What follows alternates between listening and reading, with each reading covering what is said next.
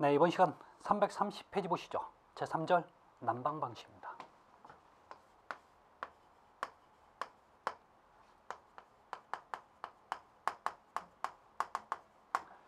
자, 여러분 난방은 기본적으로 세 가지를 공부할 거예요.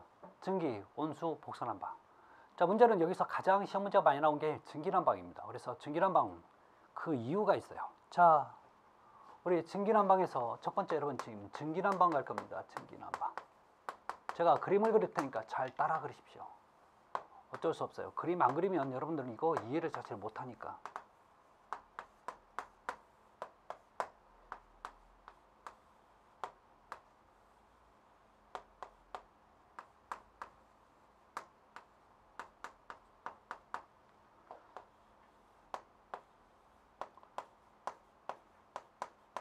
보일러입니다.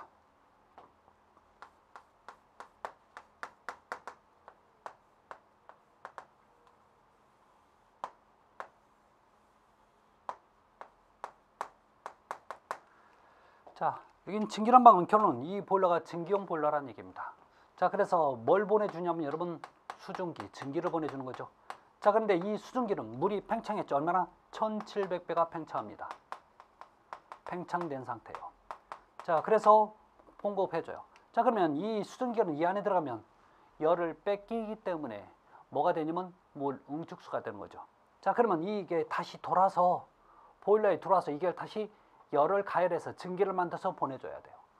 자, 여기서 가장 중요한 얘기는 나갈 때는 반드시 수증기로 나가지만 다시 돌아올 때는 반드시 여러분 응축수로 들어와야 돼요. 만약에 응축수로 즉 1700분의 1로 줄지 않으면 뭐가 문제 생기냐면 보일러가 터져요. 보일러가 터졌다는 게 단순히 터지는 게 아니라 여러분 그 옆에 있으면 죽어요. 뉴스에 나올 거예요. 죽었다고. 자, 그래서 여러분 이 증기난방은 가장 중요한 얘기가 나갈 때는 수증기로 나가지만 다시 보일러로 들어올 때는 반드시 줄어서 응축수로 돌아야 된다는 얘기. 자, 그러면 가까이 명칭 좀 볼까요? 여러분 여기 아까 지난 시간 우리 교재 앞에 보면 요 밸브 하나 있었죠. 이 밸브 이름이 방열기 밸브죠. 그래서 얘가 하는 역할은 차가우면 열어야 되고 따뜻하면 잠가야 되는 거죠. 오픈 크로스 즉 온오프 개념도 있죠. 또 하는 역할이 뭐냐면 양도 조절하죠. 그래서 유량 조절도 되지만 혹시 열량 조절이라고 해도 여러분 맞는 얘기입니다. 아셨죠? 조절을 할 수 있는 게 바로 요 방열기 밸브예요. 자, 그러면 이 방열기 밸브는 지금 증기난방에 쓰이지만 온수난방에 필요 있어요, 없어요? 온수난방도 있어야죠. 왜? 어차피 온수난방도 뜨거우면 잠궈야 되고 차가우면 열어줘야 되니까요. 자, 요 얘기입니다. 자, 그래서 우리 교재 확인하시면 되는데, 자, 근데요, 요 심심할 때 요 위에 돌리면 여기서 물이 삐쩍삐쩍 나오는 게 있어요. 자, 이게 뭐냐면 여러분 공기 빼기 밸브예요. 이 공기 빼기 밸브를 영문으로 뭐라고 표현하면 에어벤트라고 표현합니다. 에어벤트. 자, 그런데 이 공기 빼기 밸브 하는 역할은 배관 내에 있는 공기를 제거해서 유체 흐름을 원활하게 하는데 그 목적이 있어요. 자, 그러면 지금 증기난방에도 사용되지만 얘 온수난방에도 꼭 있어야 되는 거죠. 자, 그래서 공급이 돼요. 자, 공급이 되는데 처음에는 여러분 얘가 방열기도 차갑고 실내도 차갑기 때문에 이 수증기가 열을 잘 뺏기니까 응축수가 잘 돼요. 그래서 자꾸 돌아오는데 예를 들어서 이걸 계속 난방을 하면 뭐가 문제냐면 방열기도 뜨겁고 실내도 뜨거우면 응축수로 될 가능성이 떨어져요. 그러면 다시 여러분 수증기가 돌아오면 안 되는 거죠. 그러면 뭔가 막아주는 안전장치가 하나 필요 있나요? 예, 필요 있어요. 그래서 여러분 요 나가는 쪽 방열기 바로 옆에 보면 뭐 하나 뭉치가 있습니다. 그 뭉치가 바로 여러분 뭐냐면 방열기 트랩이에요. 방열기 트랩이 되는 거죠. 자, 그래서 이 방열기 트랩이 하는 역할이 굉장히 중요합니다. 여러분 응축수와 여기서 만들어진 이 공기는요 통과시켜요. 여러분 통과시켰다는 얘기는 보일러에 다시 환수시키는 겁니다. 복귀시켰어요. 자, 그렇지만 뭐는 안 되냐면 수증기 있죠. 이 수증기는 절대 통과를 금지시켜요. 왜? 보일러가 터지니까. 자, 그래서 이 방열기 트랩에 종류가 있어요. 종류. 자, 여기다 좀 쓸게요. 자, 종류는 굉장히 다양하게 많아요. 자, 기본적으로 이 방열기 트랩을 증기 트랩이라고도 하고, 이걸 다른 말로 열에 의해서 동작한다고 해서 열동 트랩, 버키 트랩 이런 종류가 있어요.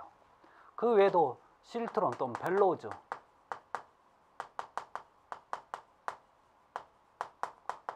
또는 디스크 트랩, 이런 트랩의 종류가 있습니다. 자, 한번 나왔던 게, 야, 어떤 목적에서 이게 어떻게 기능이 작동되냐, 그걸 물어봤던 적이 있는데, 자, 그거보다도 여러분 기본 종류는 좀 알아두시면 좋을 것 같아요. 자, 이렇게 방열기 트랩은요, 반드시 기본적으로 꼭 필요한 겁니다. 없어서는 안 돼. 안전장치예요. 문제는 이 방열기 트랩이 100% 그 기능을 다 했으면 좋겠지만 세상에 100%라는 건 없는 거죠. 비행기도 가다 떨어지고 여러분 우주선도 가다가 터지고 그렇잖아요. 모든 게 여러분 100% 완벽한 건 없습니다. 그래서 어떤 경우에 이 수증기가 통과돼서 다시 보일러로 들어오면 또 보일러 터지는 거예요. 자, 그래서 여러분 이 관이 있죠. 이 배관.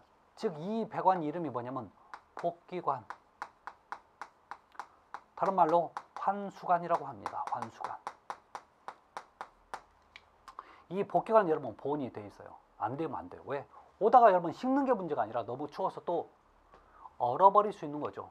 대부분 여러분 난방을 한다는 얘기는 겨울철 아닌가요? 겨울철은 잘못하면 이게 얼 수도 있죠. 여기가 여러분 지금 뭐 몇백 메타, 몇천 메타 아니면 몇 킬로가 될 수도 있으니까요. 아셨죠? 자, 이래서 이 복기관은 보온이 돼 있는데 문제는 혹시 여기서 수증기가 빠져나올 때 일부 구간을 여기서 이 구간을 보온을 안 해. 보온을 안 합니다. 자, 그래서 이 구간은 최소 1.5m 이상을 보온을 안 하는데 이러한 배관을 뭐라고 얘기하냐면 냉각태, 다른 말로 냉각다리, 영문으로 쿨링 레그라고 합니다. 결론은 이게 수증기가 좋다고 오다가 여기가 보온이 안 됐다는 얘기는 외기에 접해서 차가워졌다는 얘기 아닌가요? 차가우니까 뭐가 생겨요? 열을 뺏기니까 응축수가 만들어지는 거죠. 따라서 냉각태, 냉각다리가 하는 역할은 완전한 응축수를 만들어서 응축수를 만듭니다. 응축수를 만들어서 여러분 이 보일러에 다시 환수시켜주는 역할을 하는 거죠. 또는 보일러 또는 도중에 또 트랩이 있어요. 보일러 또는 트랩에 환수시켜주는 역할을 하는 게 바로 냉각태, 냉각다리가 돼요. 자, 그래서 이 역할이고 두 번째, 그러면 야, 너 냉각태, 냉각다리의 관의 크기, 광경은 너 이 배관보다 커야 좋을까 작아야 좋을까 이거 물어봐요. 여러분 결론적으로는 그냥 작아야 좋아요. 만약에 크잖아요. 그러면 이 가운데로 여러분 냉각이 안 되고 그냥 통과될 수 있어요. 그래서 작을수록 안까지 깊이 냉각이 되겠죠. 그래서 광경은 한 치수 작은 거.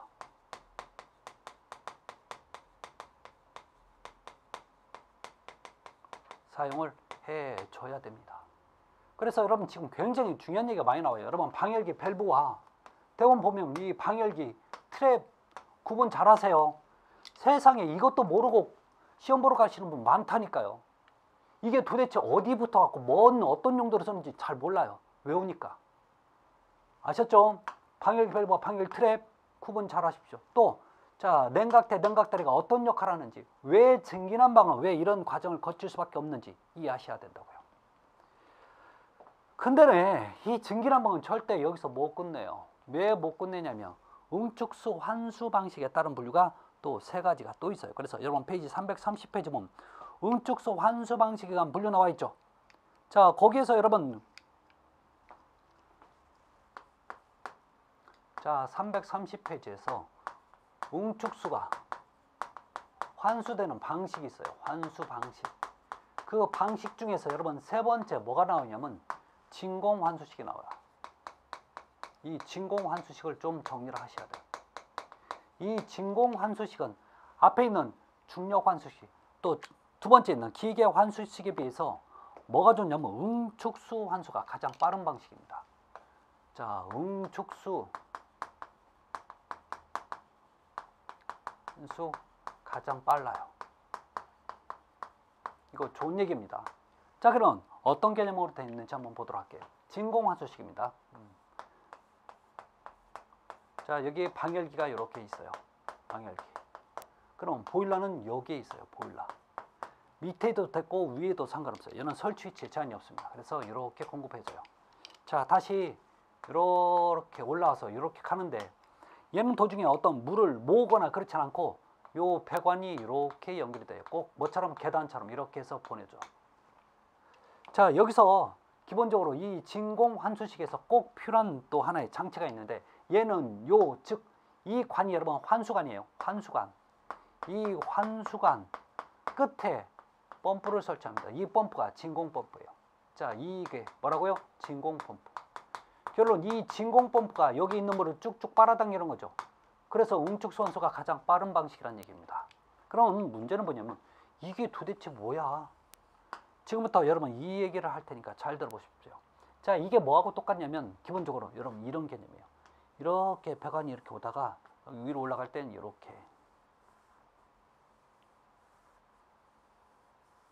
이렇게 턱이 필요해. 이 방식은 이렇게 턱. 만약에 이 턱이 없어버리면 여기 있는 물이 이쪽으로 흘러내려가요. 또 여기 있는 물이 이쪽으로 흘러내려간다고. 그래서 이 턱이 꼭 필요한 거죠. 자, 이렇게 여러분 얘는 계단처럼 이렇게 올라간다고 해서 이러한 배관법, 즉 이러한 배관법을 여러분 리프트 이음 또는 리프트 배관 또는 리프트 피팅이라고 표현합니다. 자, 아셨죠? 대부분 리프트 배관법이라고 많이 하죠. 리프트 배관. 자, 그러면 이 리프트 배관법은 어떤 목적으로 쓰냐? 자, 응축수가 결론 여기 있다고요. 응축수가 여기 있으면 펌프가 살짝 한번 돌면 여기까지 올라갑니다. 자, 여기까지 올라온 물이 또 계속 차 있으면 한번 끌어당겨요. 이렇게 돼요. 그러다 보니까 여기까지 다 차 올라와요. 그러면 이 상태에서는 계속 물을 끌어올릴 수 있어. 그래서 자, 하부에 있는 응축수를 상부의 보일러로, 하부에 있는 응축수를 상부의 보일러로 끌어올리는 배관법. 하부 응축수를 상부 또는 상단에도 상관없죠. 상부 보일러로 자, 끌어올리는 배관법이 리프트 배관법입니다. 자, 그런데 이 리프트 배관법은요, 잘 보셔야 돼요. 여기서부터 여기. 자, 여기서부터 여기가 최소 1.5m 이하가 되어야 돼요. 그래서 얘는 각각 얼마라고요? 1.5m 이하가 되어야 됩니다. 왜? 너무나 길면 물을 끌어올리기도 힘들고, 그 다음에 물의 양이 많다 보니까 그만큼 밑으로 또 떨어질 가능성이 많아지는 거죠. 안 끌어올르거나 아니면 있는 물이 밑으로 내려갈 수 있어요. 그래서 각각의 1.5m 이하로 하는데 얘도 광경이 필요해요. 광경. 결론적으로 얘도 광경이요, 이쪽의 광경보다 한 치수 작은 거예요. 관 사용할 수밖에 없어요. 왜? 만약에 너무나 굵은 걸 써버리면 또 밑으로 물이 내려가는 거죠. 그래서 너무 많이 채워주면 안 된다는 얘기입니다. 그래서 자, 이 진공 환수식에서 자, 기본적인 얘기 첫 번째 뭐였어요? 응축수 환수가 가장 빠르고, 두 번째 제가 뭘 배웠나요? 리프트 이음 또는 리프트 배관법.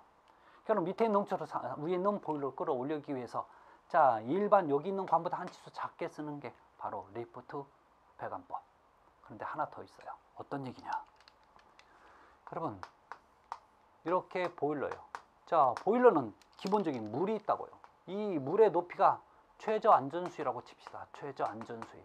이 안전수위 밑으로 넘어져서 안전수위인데, 이 물의 높이가 이것보다 밑으로 넘어지면요, 떨어지면 결론 보일러가 물이 없는 상태에서 가동될 수밖에 없어요. 자, 그래서 응축소의 환수관은 봐요. 여기에 있어야 돼요. 환수관 이렇게 그릴게요. 환수관은 반드시 최저 안전수위보다 높이 연결해야 돼요. 이게 여러분 좋은 거고, 만약에 이렇게 연결된 자랑 이건 나쁜 거예요. 왜 이렇게 연결되면 안 되냐? 결론 여러분 지금 응축수가 여기에서 빠져나와야 되는데 이 응축수가 눈에 보여야 돼.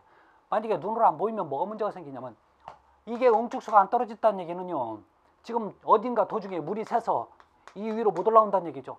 그러면 내가 계속 보일러를 보고 있을 수만 없거든요. 가끔씩만 굳어볼 수밖에 없는데, 이럴 때 물이 안 나오면 보일러 빨리 정지시켜야 되는 거죠. 왜? 물이 안 들어왔다는 얘기는 지금 물을 빨리 보충을 해야 그랬는데, 이 물은 보충이 계속되는 게 아니라 없을 때만 보충을 시켜줘야 된다고요. 이게 자동이 아니라 사람이 직접 넣어줘야 되는 수동이란 말이에요. 따라서 잘 보실래요? 그 표현이 이렇게 나오죠. 이 얘기를 지금 말로 표현합니다. 말로. 어떻게? 자, 보일러의 환수관의 끝은 보일러 최저 안전 소위보다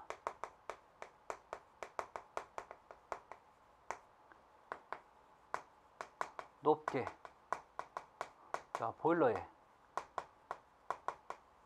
연결되어야 된다 또는 접속되어야 된다라는 표현을 써요. 자, 이러한 배관법을 여러분 뭐라고 얘기하냐면 하트포트 접속법이라고 얘기하는 거죠. 또는 연결법. 이게, 자, 그래서 여러분 이쪽으로 들어가면 이게 정말 응축수가 나오는지 안 나오는지 모른단 말이에요. 그렇기 때문에 쓰는 게 뭐라고요? 요거 이렇게 최저 안전수위보다 높게 환수관의 끝을 보일러에 연결하는 방법, 이게 바로 하트포트 접속법입니다. 자, 그래서 우리 교재 보시면 이제 어디에 나오냐면 그 얘기가 332페이지 보면 하트포트 접속법이 나와요. 우리 교재 지금 332페이지 두 번째 리프트 이용과 그다음에 그 밑에 보면 세 번째 하트포트 접속법 나와 있죠. 그러면 이 하트포트 접속법은 왜 하는지 그 옆에 333페이지에 보시면 나와 있습니다. 설치 목적. 첫 번째 볼까요? 보일러 안전수위 확보. 그거는 물이 항상 기본적으로 차 있어야 하는데 그게 물이 없을 때를 대비해서 확인하자는 얘기죠. 두 번째 보일러의 빈불 떼기. 물이 없는 상태에서 불을 때 가열을 계속하면 빈불을 뗀다고 하죠. 보일러의 과열 방지. 그거는 물이 없으니까 과열이 될 수밖에. 자, 그래서 찌꺼기도 또 유입되는 걸 막아줘요. 만약에 요 밑으로 가면 여러분 찌꺼기를 걸럼망 같은 것을 설치를 못해요. 근데 위에 있어야 지금 걸럼망을 설치해도 내가 찌꺼기를 계속 걸러낼 수가 있는 거죠. 자, 등기압과 환수압의 균형, 즉 나가는 양과 들어오는 양을 맞춰주겠다는 얘기가 바로 요 증기압과 환수압의 균형을 유지합니다. 이게 여러분 지금 증기난방이에요. 어때요? 증기난방가 할 얘기가 많아지는 이유가 뭐 때문에요? 터질까봐. 자, 그럼 이제 온수난방 갑니다.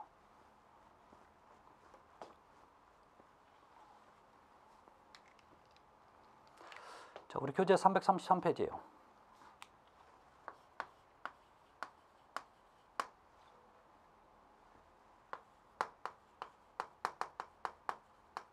온수난방입니다. 자, 온수난방도 얘기 좀 잠깐 할까요? 방열기입니다.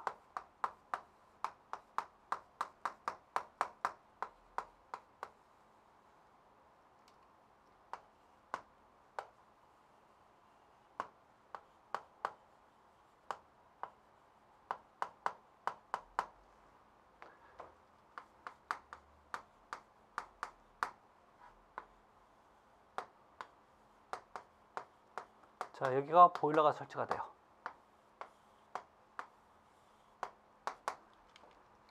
자, 온수라면 말 그대로 이제 온수를 보내주는 거죠. 온수를 공급해 줍니다. 자, 그래서 여러분 요거 있죠. 요거 얘 이름 뭐였어요? 방열기 밸브. 하는 역할은 온오프 개념이었죠. 오픈 클로즈. 자, 그래서 여기 증기난방도 쓰지만 온수난방도 같이 쓰죠. 그래서 하는 역할은 유량 또는 열량을 조절하는 용도로 씁니다. 그 다음에 얘 이름이 공기 빼기 밸브죠. 공기 빼기 밸브. 그래서 공기를 빼서 유체 흐름을 원활하게 하는 그 목적을 가지고 있는데 이 공기 빼기 밸브도 증기난방에도 쓰지만 온수난방에도 사용이 되는 방식이죠. 자, 그 다음에 요거 있죠. 요게 이게 바로 뭐였어요? 방열기 트랩. 방열기 트랩은 증기는 절대 통과시키면 안 되는 거죠. 그렇죠? 그러면 뭐는데요? 응축수와 여기서 발생되는 공기는 통과시켜주는 거죠. 안전장치가 되는 거죠. 그 다음에 요 환수관 도중에 여러분 요걸 벗겨놓죠. 요거 벗겨놨어. 얘 이름이 뭐였어요? 냉각대, 냉각다리. 같은 얘기입니다. 냉각대나 냉각다리는 같은 얘기예요. 하는 역할이 여러분 응축수를 만들어서 응축수를 만드는 거죠. 그래서 어디에 보내요? 다시 보일러에 환수시키는 거죠. 그 목적을 가지고 있는 게 냉각대, 냉각다리였잖아요. 자, 그러면 얘는 온수라고요. 자, 온수는 여러분 증기 있어요? 없어요? 없어요. 그럼 증기가 없다는 얘기는 여러분 잠깐 보실래요? 얘 필요 있어요? 없어요? 필요 없어. 결론은 다 물만 보내주면 여러분 증기가 없고 온수는 통과가 되잖아요. 결론 온수를 통과시켜 주는 건데 증기는 안 생기니까 온수만 통과시켜 주니까 얘는 그냥이 없어도 그냥 가도 없다는 얘기예요. 필요 없어요. 방열기 트랩. 자, 그 다음에 요거 벗긴 이유가 뭐였어요? 수증기를 응축수로 만들기 위해서. 그런데 다 여기는 수증기 없고 다 온수인데 그러니까 얘도 필요 없다는 얘기예요. 결론적으로 온수난방은 할 얘기가 없다는 얘기예요. 아셨죠? 그겁니다. 그래서 온수난방은 여러분 기본적으로 꼭 뭐만 필요해요? 팽창 탱크와 팽창 관만 필요하다는 얘기입니다. 그래서 우리 334페이지 보시면 여러분 개방식 팽창 탱크 뭐예요 저게? 연타 보일러죠. 그 다음에 밀폐식은 저렇게 좀 작은 것도 있지만 굉장히 큰 것도 많아요.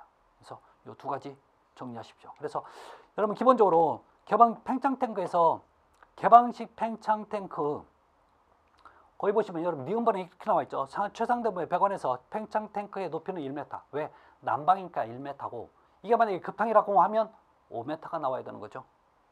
자, 이 얘기 여러분 정리하시면 됩니다. 자, 저는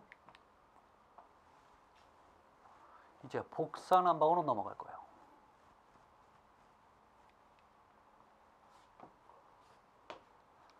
자, 우리 교재 페이지 336페이지입니다.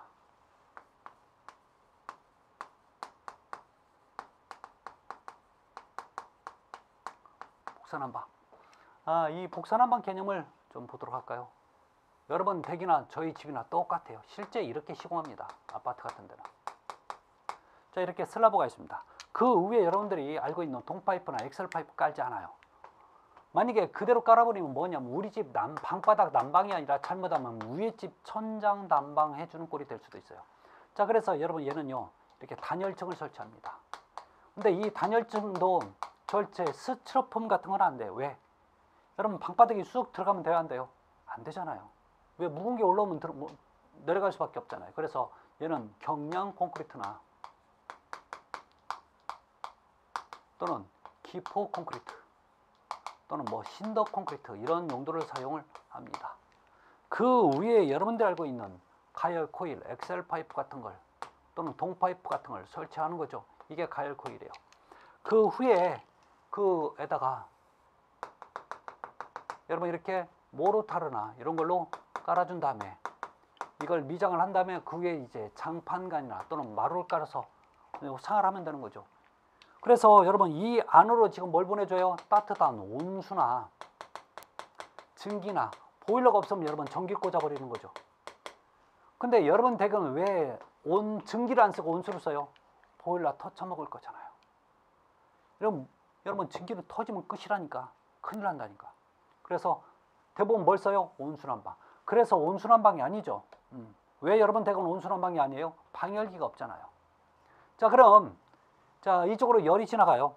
열이 지나가면서 이 열이 여기에 전부 다 모르타르 이런 데 콘크리트에 열을 전달을 시켜줘요. 그러면 이 열이 어느 정도 추열이 저장이 되면 이제 올라오는 거죠. 아른아른하게 올라옵니다. 뭐처럼요? 아지랭이처럼. 그래서 무슨 난방?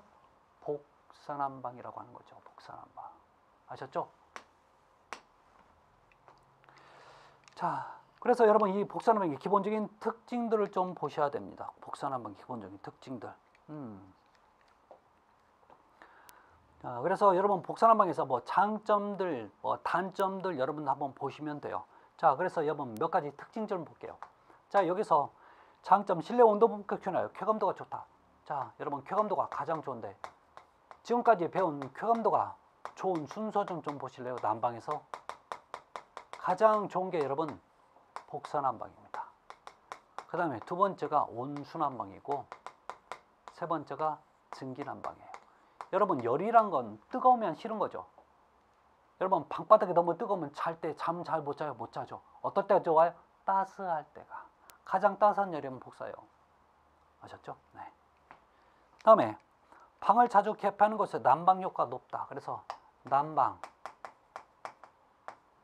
효과 지속 순서가 있어요. 가장 좋은 게 여러분 복사난방, 두 번째 온수난방, 세 번째 증기난방이에요. 여러분 증기가 가장 빨리 식는 거죠. 자, 그렇게 보시면 되고, 그 다음에 방열기를 설치하지 않으므로 바닥의 이용도가 높다. 결론 방열기 면적만큼 내가 가구 같은 거 다른 걸 쓸 수가 있는 거죠. 자, 먼지가 또 상승하지 않고 난방도 천장이나 또 벽에다가도 붙일 수 있으니까 천장이 높은 방도 난방이 가능합니다. 단점, 방열량 조절. 여러분 얘는 방열량 조절이 가장 곤란해요. 방열량 조절 어려운 순서가 있어요. 방열량, 열이 방출되는 양이죠. 여러분 복사하는 방법 방열량 조절 뭘로 해요? 없어요. 이렇게 올라오는 양을. 그래서 여러분 댁에 있는 온도 조절기는 이 안으로 흘러가는 온수의 온도를 조절하는 거지 위로 올라오는 온수의 열량을 조절하는 건 아니에요. 그래서 가장 어려운 게 여러분 복사난방입니다. 자, 지금까지 모든 순서가 복사, 온수, 증기인데 여기서 바뀌어요. 자, 두 번째가 증기고 어려운 순서니까요. 자, 세 번째가 온수. 결론 온수난방이 가장 쉽고 가장 어렵다는 얘기죠. 왜 증기하고 온수일 때 여러분 증기가 더 어렵고 온수가 더 쉬울까요? 여러분 밸브로 조절할 때 기체보다 액체로 조절하는 게 훨씬 쉽거든요. 이건 두 개는 여러분 지금 뭘로 조절해요? 방열기 밸브로 조절하죠. 결론 밸브는 액체에 특화된 거지 기체에 특화된 건 아닙니다. 아셨죠? 네, 그 개념이에요. 자, 그래서 여러분 기본적으로 여러분 이 정도는 좀 봐주셨으면 좋겠습니다. 지역난방 같은 거 여러분 한번 읽어봐 주시고요. 자, 이제 넘어갑니다. 어디래요? 344페이지.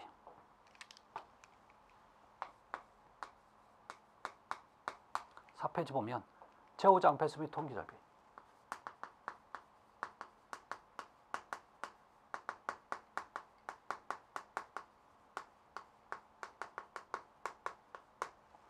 여러분 여기서 배수라고 하는 건 일반적인 물을 버린다는 얘기예요. 그런데 지금까지 우리가 물에 관련 얘기할 때 급수, 급탕, 난방, 따뜻한 물이었죠. 이 물을 이제 우리가 썼으면 버린다는 얘기예요. 그런데 그런 물, 즉 급수, 급탕, 난방에 비해서 이 배수는 결정적인 차이점이 있어요. 얘는 지금 찌꺼기, 건더기가 있는 거죠. 이 찌꺼기, 건더기는 뭐가 문제냐면 배관에 막힘의 원인이 되죠. 막힘 원인이 된다고요. 그러면 너는 배관에 막힘이 원인이 되니까 이것을 제거하기 위해서는 기울기를 어떻게 해요? 기울기를 크게 할 수밖에 없어요. 자, 이것을 구배를 크게 한다는 표현을 쓰는 거죠. 안 그러면 막혀서 안 돼요. 그래서 배수는 일반적으로 우리가 지금까지 배운 물에 관련된 얘기 중에서 완전히 또 다른 개념으로 보셔야 돼요. 아셨죠? 이게 굉장히 중요한 얘기입니다. 자, 그래서 보셔야 되고, 그 다음에 네 번째, 직접 배수, 간접 배수가 나옵니다.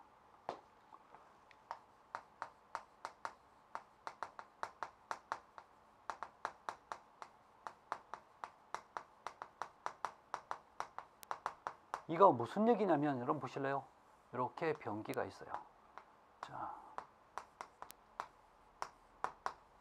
변기가 있는데, 제가 물을 내리니까 얘가요, 이쪽으로 흘러서 떼굴떼굴떼굴 이렇게 쏟가. 여러분, 이러한 배수를 뭐라고 얘기하냐면, 간접 배수라고 얘기합니다. 간접 배수. 그 다음에, 이렇게 연결해서 쭉 가는 걸 여러분 뭐라고 얘기하냐면 직접 배수라고 합니다.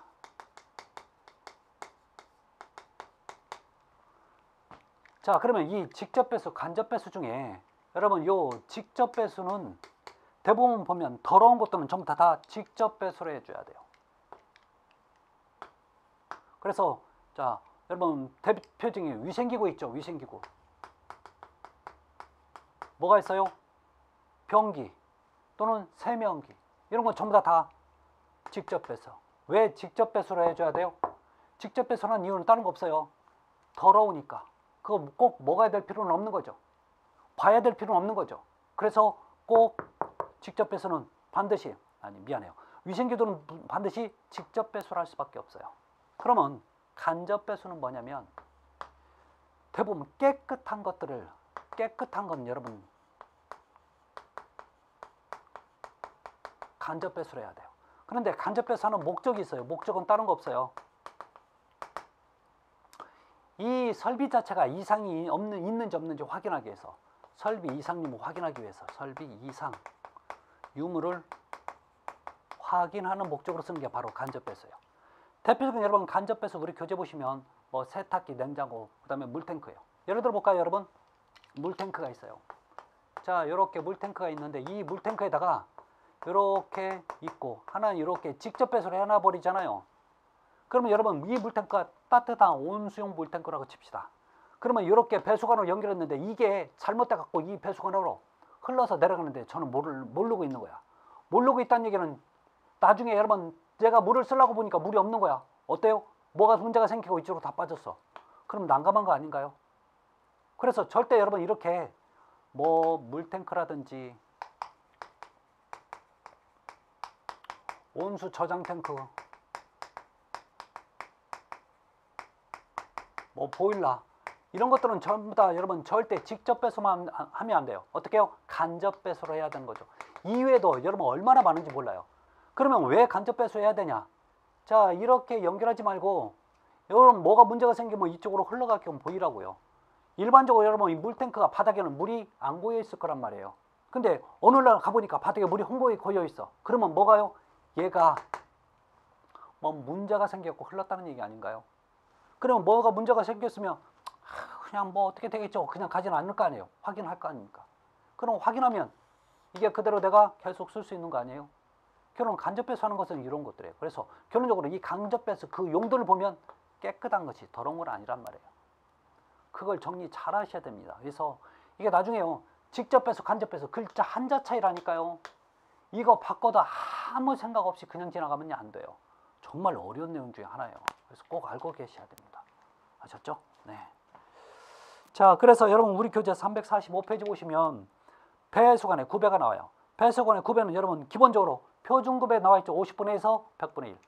자, 대부분 구배들이 이것보다 크지는 않아요. 그런데 얘만은 커야 돼. 왜요? 찌꺼기, 건더기가 흘러 내려가야 되니까. 그래서 자, 기본적으로 50분의 1에서 100분의 1이라는 거 여러분 잊지 마시기 바랍니다. 그래서 확인 좀 잘 하시기 바랍니다. 그 다음에 여러분 세 번째 보면 옥내 배수관의 구배는 밀리미터 호칭되는 관경이 역수보다 원칙적으로 작으면 안 된다라는 표현이 나와 있죠.